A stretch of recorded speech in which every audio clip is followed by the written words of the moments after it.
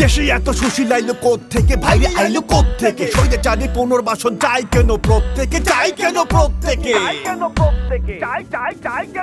যে দল গণহত্যা করে দেশের জনতারে মারিল, আপোষণে রীতিমতো যুদ্ধ করে হারিল, 16 বছর ধরে যারা এত এত জ্বালাইলো, অবস্থানে পতন হতে দেশটা ছেড়ে পালাইলো, হাজার লক্ষ কোটি টাকা দেশে যারা লুটিল, জনগণের ভাগ্যে শুধু দুঃশাসনই জুটিল।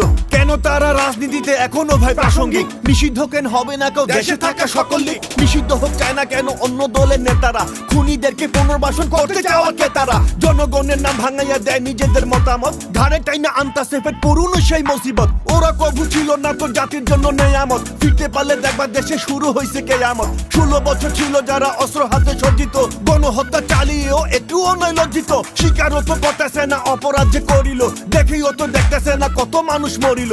অপেক্ষাতে আসে উল্টো নেত্রী ঢুকবে চট কইরা, ক্ষমতাতে ফিরবো আবার আগের মতো ভোট কইরা।